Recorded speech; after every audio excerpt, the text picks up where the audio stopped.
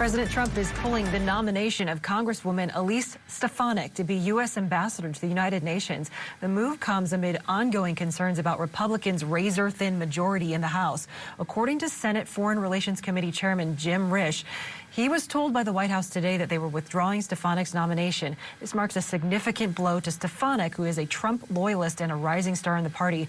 Scripps News is going to continue to follow this and bring you live coverage. In fact, we're going to do that right now with Scripps News congressional correspondent Nate Reed, who's live there. And Nate, what are you hearing about this?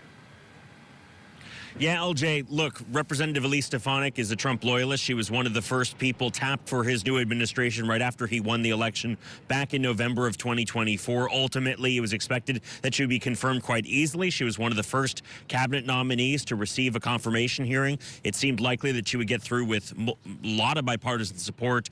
But the reality is Republicans have an extremely slim majority in the House of Representatives. And that recent state Senate race that we saw in Pennsylvania, where Democrats overperformed a Trump plus 15 district to win that state Senate race, certainly causing alarm with Republicans. There's a very real possibility here, at least Democrats are telling us, that they believe that there would be doubt about who could take her seat in New York State when that race were to be held again. Republicans' extremely slim majority has been really challenging for them to pass large pieces of President Trump's agenda. If that seat were to go Democrat, it would only make that margin for Republicans even slimmer. And for that reason, Stefanik has not yet resigned her seat. She was waiting for Republicans to make more headway on Trump's agenda before resigning. Ultimately, today, the White House saying, in somewhat of a surprise, they would be pulling her nomination instead of allowing her to be confirmed to that position. Democrats telling us earlier, a large part of that over concerns about that special election.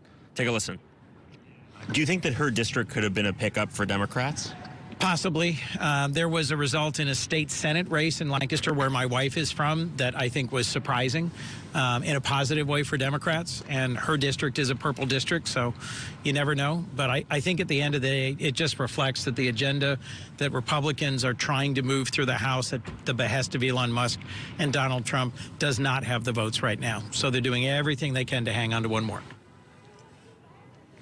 One of the biggest outstanding questions at this hour, Speaker Mike Johnson has said that Representative Elise Stefanik will rejoin House Republican leadership. You might remember she was House Republican conference chair in the last majority. She ultimately left that position and was replaced in that position by Representative Lisa McClain, the Republican from Michigan. A source familiar with Representative Lisa McClain's plans say that she will remain in the position of Republican conference chair. So at this point, it's still not clear to what capacity Representative Stefanik will return to Republican leadership. I've reached out to representatives for House Speaker Mike Johnson. At this point, they have not yet given us answers. All right, congressional correspondent Nathaniel Reed on Capitol Hill. Thank you very much.